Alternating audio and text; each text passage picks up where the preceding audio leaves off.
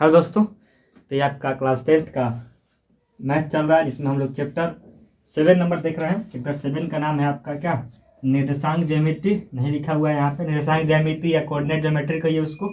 अब देखिए, इसमें हमने कल के वीडियो में आपका 5 मिनट में आपका विभाजन सूत्र, इसमें अंतर विभाजन, बाह्य विभाजन और क्या आपका मध्य विभाजन सूत्र हमने कल का देख लिया था। आज हम लोग का पॉइंट है त्रिभुज का क्षेत्रफल ज्ञात करना। क्या, त्रिभुज क्षेत्रफल ज्ञात करना। अब देखिए यहाँ पे आपको आधार ऊंचाई नहीं दिया हुआ है, क्या दिया हुआ है आपको, तो 3 बिंदुओं का निर्देशांक दिया हुआ है। क्या, जो 3 बिंदुओं का दिया हुआ आपको निर्देशांक दिया हुआ है।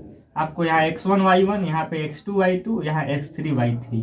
अब देखिए, इस जो निर्देशांक दिया हुआ है इससे कह रहा है कि जो त्रिभुज बन रहा है उसका क्षेत्रफल ज्ञात करिए। क्या, उसका क्षेत्रफल ज्ञात करिए। तो इसको कैसे ज्ञात करेंगे, इसके लिए एक फॉर्मूला है जो बहुत आसान है, आप लोगों को बहुत आसान भी लगेगा। क्योंकि क्या कहता है, आपको सूत्र ही नहीं याद हो पाता। सूत्र अगर याद हो जाएगा तो क्या आपका इसका क्षेत्रफल निकालना और आसान हो जाएगा। अब देखिए, ये जो फॉर्मूला है इसका क्षेत्रफल ज्ञात करने का 1/2 x1 y2 - y3 कोष्ठ में, और फिर क्या x2 यहाँ कोष्ठ में y3 - y1 प्लस x3 यहाँ पे क्या y1 - y2। अब देखिए, इस सूत्र को हम लोग कैसे याद करते हैं। अब देखिए, यहाँ पे आपको याद करना है। देखिए, आपको दिख रहा होगा यहाँ 1 दिख रहा होगा, यहाँ 2 दिख रहा होगा, यहाँ 3 दिख रहा होगा। आपको याद कर लेना है 123।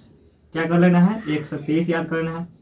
यहाँ आपको याद कर लेना है 231, और आपको यहाँ याद कर लेना है 312। याद रखना है कि 123, 231, 312। अब देखिए, अब बच्चों को कंफ्यूजन क्या होता है, कंफ्यूजन ये होता है कि यहाँ पे x है कि y है, यहाँ पे x है कि y है। अब देखिए, घर से बाहरी कौन रहेगा, आपको याद रखना है कि घर से बाहरी रहेगा x, क्योंकि x बदनाम हो गया है। क्या, x बदनाम भी हो गया है। x आम जीवन में बदनाम ही है, समझिए कि क्या यहाँ पे x का होगा बाहर रहेगा। क्या, x का करना है आपको बाहर ही रखना है। तो x बाहर रहेगा घर से, और y2 - y3 हो जाएगा। फिर यहाँ पे x2 बाहर रहेगा, और क्या y3 - y1 कर लेना है। फिर यहाँ पे क्या होगा, x3 बाहर रहेगा और y2 कर लेना है। मतलब कि आपको जो x वाला है वो क्या रहेगा, ये जो कोष्ठ छोटा कोष्ठ घर से क्या रहेगा आपका, मैंने बाउंड्री का, ये बड़ा वाला है ये बाउंड्री के अंदर रहेगा, लेकिन क्या आपका छोटा वाला घर से क्या रहेगा आपको बाहर रहेगा। इसको आप याद करिएगा इस तरह, 123, 231, 312 करिएगा, क्योंकि जब आप एग्जाम में आएगा तो वहाँ पर कंफ्यूजन हो जाएगा। ठीक है, अब देखिए आपका ये पॉइंट आपको क्लियर हो गया होगा कि 3 निर्देशांक दिए होंगे तो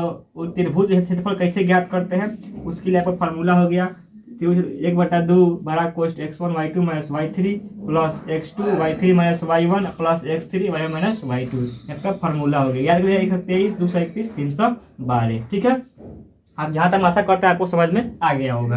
अब देखिए, इसमें अगला पॉइंट है कि यदि ए बी सी जो तीनों का निर्देशांक दिया गया है, उस संरेखी का जो संरेखी का कंसेप्ट है वो बताए थे परसों वाला वीडियो में, अगर वो कंसेप्ट को फॉलो कर रहे हैं या आपको दिया जाता है कि क्या जो बिंदु निर्देशांक है वो क्या है, संरेख है, क्या करते हैं हम, जो त्रिभुज क्षेत्रफल होता है ना उसको 0 के बराबर कर लेते हैं। मतलब जो संरेखी आपका होगा बिंदु है तो त्रिभुज क्षेत्रफल क्या हो जाएगा, 0 हो जाएगा। क्या हो जाएगा, 0 हो जाएगा। क्या करना है, 0 को 0 लिख देना है जब कहते हैं।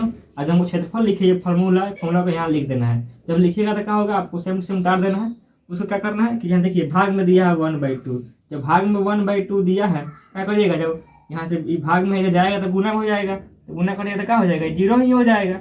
इसीलिए क्या करिए, हम लिखे डायरेक्ट आपको 0 ही लिख दिए हैं। और आपको याद रखना है कि जब भी कहेगा निर्देशांक दे के तीनों बिंदुओं का, और कहेगा कि संरेखी है, आप डायरेक्ट ये फॉर्मूला लगाएंगे और उसका आंसर निकाल लेंगे। ठीक है, आपको समझते हैं कि पूरा समझ में आपको आ गया होगा, क्लियर हो गया होगा कि संरेखी कॉन्सेप्ट क्या है त्रिभुज में। और आपको ये तो बहुत महत्वपूर्ण है, आपको इसको तो याद रखना है, क्योंकि एक क्वेश्चन हो सकता है कि आपके एग्जाम में आए, दूरी सूत्र हो या इस पर एक क्वेश्चन आपके एग्जाम में रहबे करे। जब भी आपको ये आएगा तो 5 मार्क्स में आएगा या 2 मार्क्स में आएगा।